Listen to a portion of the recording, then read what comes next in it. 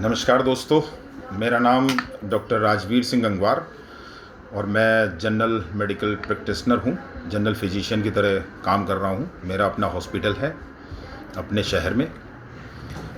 आज मैं आपको बताना चाहूँगा डेंगू के बारे में कि डेंगू या जिसे डेंगी कहते हैं बहुत सारे लोग, आम भाषा में आम इंसान उसे डेंगू बोलता है।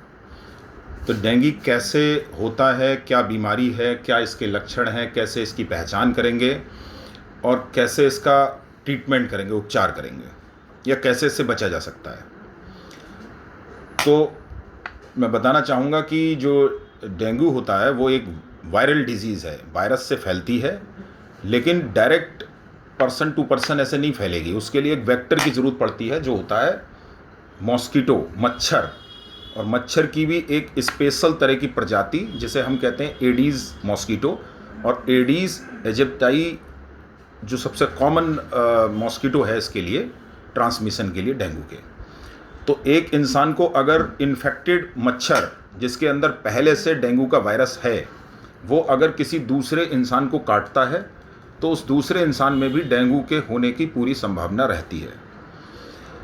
और फिर वो कोई अगला मच्छर उस इंसान को दूसरे को काटे और फिर वो तीसरे को काटे, लाइक दैट। इस तरह से पूरी एक चेन बनती जाती है और डेंगू वायरस बहुत तेज़ी से इंसान में एक से दूसरे में फैलता जाता है।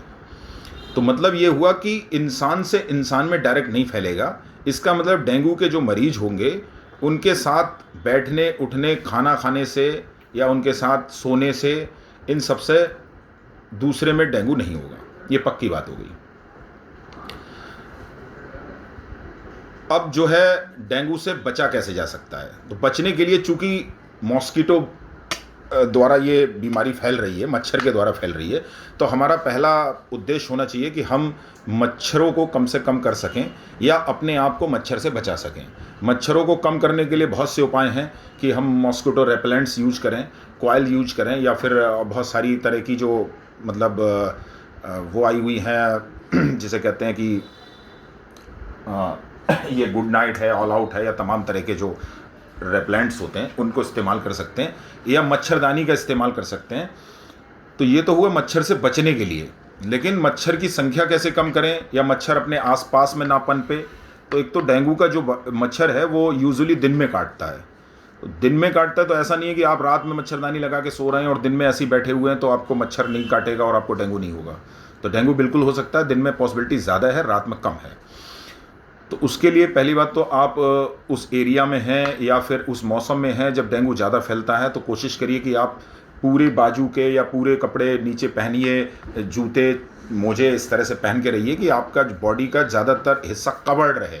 जितना अनकवर्ड एरिया होगा उसमें मच्छर के काटने की संभावना भी ज़्यादा होती है। दूसरी चीज़, मच्छर जो ये डेंगू वाला मच्छर होता है ये साफ़ पानी में बैठता है। साफ़ पानी मतलब जो पानी गंदा नहीं होता, गंदा इन सेंस ऐसा नहीं पीने वाला पानी, लेकिन जैसे टैंक हो गए हमारे, या फिर घरों में कूलर हो गए, कूलर के अंदर जो पानी भरा होता है, या बहुत सारे टूटे फूटे बर्तन या उस टायर या गमले, इस तरह की चीज़ें जो हमारे टेरेस पे, छत पे रखे होते हैं या कहीं बाहर एरिया में रखे होते हैं, ओपन एरिया में, तो उसमें बरसात के सीज़न में पानी इकट्ठा हो जाता है और उसी में ही डेंगू का मच्छर आके अपने अंडे दे देता है। उससे बहुत सारे एक साथ मच्छर फिर डेवलप हो जाते हैं, पूरी कॉलोनीज़ उसकी बन जाती हैं।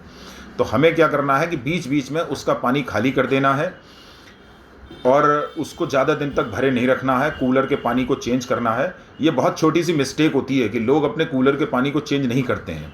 उनको लगता है कि इसमें हमारे यहाँ नहीं होगा, दूसरे क्या हो सकता है, हम बड़े साफ़ सफाई से रहते हैं। तो ऐसा नहीं है, चूँकि वो साफ़ पानी में ही मच्छर जो है पनपेगा, उसमें अपनी जो है मेटिंग करेगा और संख्या को बढ़ाएगा। तो इसलिए आपको जो है इन सब कंटेनर को खाली करके रखना है। छत पर ज़रूर बीच बीच में घूम आए, क्योंकि बहुत सारे छत ऐसी होती हैं जिन पे इंसान चढ़ता ही नहीं है, जाता ही नहीं है, और पता चले वहाँ पे बहुत पुराने गमले रखे हुए हैं, टूटे फूटे बर्तन रखे हुए हैं और बरसात के सीज़न में उसमें पानी भर गया और वहाँ से फिर वो मच्छर पैदा होना शुरू हो गए। और वो सबसे पहले तो चूँकि आप उस घर में रह रहे हैं तो सबसे पहले तो खतरा आपको है, उसके बाद आपके पड़ोसियों को है। तो इस बात का ध्यान रखना है कि पानी इकट्ठा ना हो पाए, या आसपास में गड्ढे हैं उनमें पानी भरा हुआ है तो वो भी आपका कम से कम हो। अब रही कि डेंगू हो रहा है किसी में, तो हम पहचानेंगे कैसे, यानी कि उसके साइन सिम्टम्स क्या हैं, उसके लक्षण क्या हैं। तो डेंगू में एक तो बुखार आता है। बुखार यूजुअली हाई ग्रेड होता है, हाई ग्रेड फीवर रहता है, 104 डिग्री 105 डिग्री इस तरह से बुखार पहुंच सकता है। तो बुखार के साथ में ज़्यादातर लोगों में रैशेस हो सकते हैं। तो रैशेस जो होते हैं, जैसे मिज़ल्स होता है, खसरा होता है, तो जिस तरह से खसरा में रैशेस मिलते हैं लाल लाल से छोटे छोटे दाने जैसे पूरे बदन पे, वो मिल सकते हैं। बुखार वाले दिन भी मिल सकते हैं और 2-3 दिन आगे तक मिल सकते हैं। इसी के साथ कुछ और लक्षण भी हो सकते हैं, जैसे कि जुखाम होना या गले में खरांसे होना, कि आपको निगलने में दिक्कत हो रही है। आंखें जो हैं, ये आंखों के पीछे दर्द होता है, रेट्रोबल्बर पेन जिसे हम कहते हैं। सिर में दर्द रहेगा और बॉडी में पेन रहेगा, पूरे शरीर में दर्द होगा। डेंगू को हम ब्रेक बोन फीवर भी कहते हैं। ब्रेक बोन फीवर का मतलब है कि पूरे शरीर में, मसल्स में, जॉइंट्स में, सब में पेन होना, इतना ज़्यादा दर्द होना, ऐसा लग रहा है कि हड्डियाँ टूट रही हैं। पर ये सारे सिम्टम्स सबके सब एक इंसान में मिलें ये ज़रूरी नहीं है। किसी में इनमें से कुछ सिम्टम्स मिलेंगे, किसी में कोई दूसरे मिलेंगे, किसी में सारे मिलेंगे, तो किसी में 1, 2, 3 सिम्टम मिलेंगे। तो जो लक्षण हैं वो बिल्कुल एक जैसे नहीं होते, और बहुत कुछ इंसान की इम्यूनिटी पर डिपेंड करता है, और बहुत कुछ इंसान की एज पर और वायरल लोड कितना है इस पर भी डिपेंड करता है कि उस मच्छर ने कितना वायरस आपके अंदर इंजेक्ट किया है। अब डेंगू वायरस जो है 4 तरह का होता है, 4 उसके स्टेन्स होते हैं। तो चारों में से कोई भी स्टेन आपको इन्फेक्ट कर सकता है। तो एक स्टेन से अगर आपको कभी इन्फेक्शन होता है तो ये माना जाता है कि लाइफ टाइम इम्यूनिटी हो गई, और अब आपको नेक्स्ट टाइम जो है उस स्टेन से इन्फेक्शन नहीं होगा, किसी दूसरे, तीसरे या चौथे से होगा। डेंगू की वैक्सीन की बात करें हम, तो वैक्सीन हमें लगता है इंडिया में अभी प्रचलित नहीं है, लेकिन यूएस वगैरह में वैक्सीन इसकी स्टार्ट हो गई, अभी रिसेंटली 2 या 3 सालों से ही स्टार्ट हुई है। तो लक्षण में ये आपने देख लिया, और इसके ये तो हुए साइन सिम्टम्स। अब हमें ये कंफर्म करना है कि डेंगू है कि नहीं है, हमें उसके लिए इन्वेस्टिगेशन की ज़रूरत होती है। तो इन्वेस्टिगेशन में आपको कंप्लीट ब्लड काउंट कराना है, और आपको डेंगू के लिए जो अलग से एलाइजा होता है, IgG, IgM या NS1 एंटीजन, ये टेस्ट भी आते हैं, इनमें हमें कंफर्म हो जाता है, ऑलमोस्ट कंफर्म, कि डेंगू इन्फेक्टेड है कि नहीं है। अब जो इसका प्रेजेंटेशन है या बीमारी का जो स्पेक्ट्रम है वो बड़ा वेरिएबल है। जो है ज़्यादातर केसेस में डेंगू जो है सिंपल एक वायरल फीवर की तरह है। जैसे आप इन्फ्लुएंजा हो गया, उससे आप जो है कंफ्यूज हो सकते हैं, या और दूसरे जो इस तरह के फीवर हैं उनसे आप कंफ्यूज हो सकते हैं। तो बहुत सारे लोगों में बहुत सिंपल से लक्षण आते हैं, बहुत साधारण सा बुखार महसूस होता है, जुखार हुआ, जुखाम हुआ और वो सही हो गए, उन्होंने इन्वेस्टिगेशन भी नहीं कराया और पता भी नहीं चलता कि डेंगू है। लेकिन 0.5 से लेकर 5% तक लोगों में जो है सीवियर टाइप की डिजीज़ हो सकती है।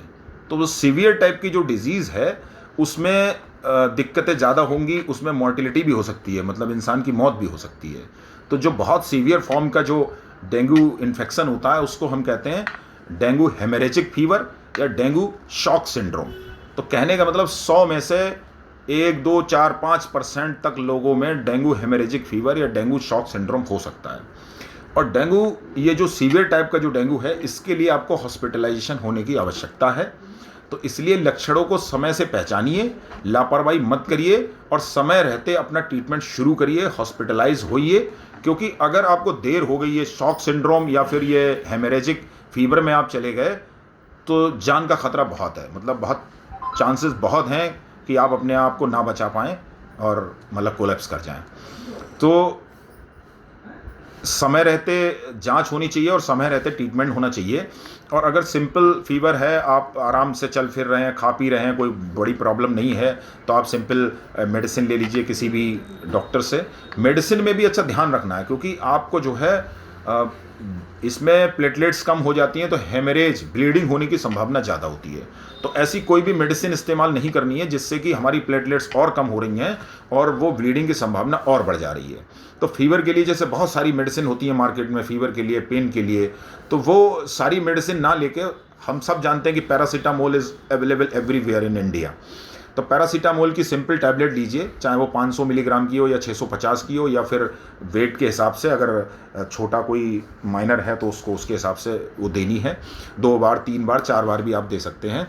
बाकी बहुत ज़्यादा फीवर है तो कोल्ड स्पंजिंग करिए कि बॉडी को पहले ठंडा करिए, उसके बाद टैबलेट लीजिए, तो वो आपका जो है फीवर सबसाइड कर सकता है।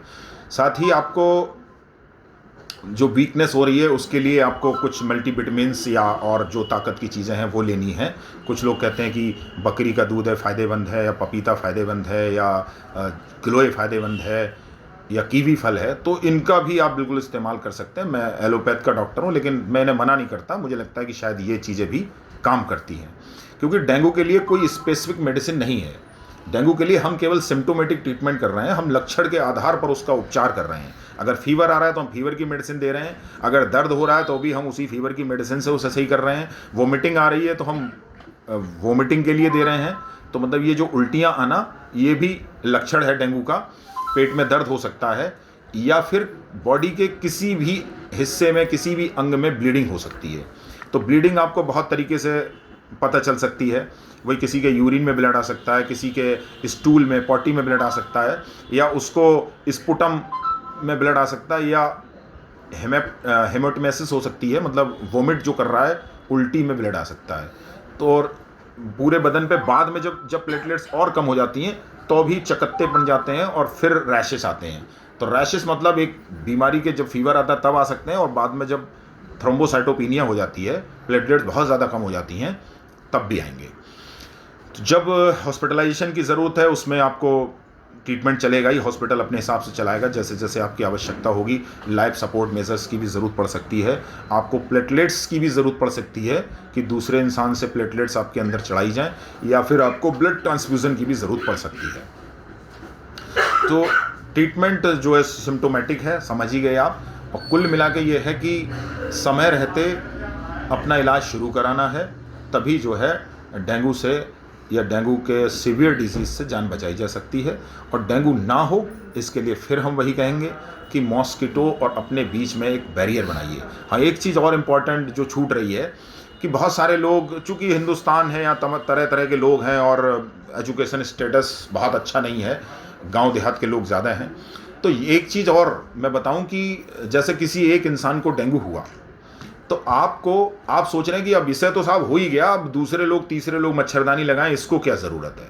तो जब तक वो इन्फेक्टेड है, उसके अंदर वायरस है, तो सबसे ज़्यादा ज़रूरत उसे है मच्छरदानी की या मच्छर से बचने की, क्योंकि जो मच्छर उस इंसान को काटेगा, वो जिसे जिसे भी काटेगा, उस सब में डेंगू वायरस फैलाएगा। अगर उसे 10 मच्छर काट रहे हैं, 50 मच्छर काट रहे हैं, तो वो 50 मच्छर सोचिए कितने लोगों को डेंगू वायरस जो है ट्रांसमिट कर सकते हैं। तो ये बहुत ज़रूरी है कि उस इंसान का जो है वो मतलब उसे मच्छरों से बचाया जाए, चाहे उसके लिए आप मच्छरदानी लगाएं या दूसरे मेजर्स इस्तेमाल करें। तो होप सो कि आपको ये बिल्कुल वीडियो पसंद आएगी, और लाइक करिए, शेयर करिए, कमेंट करिए। Thank you. जय हिंद, जय भारत।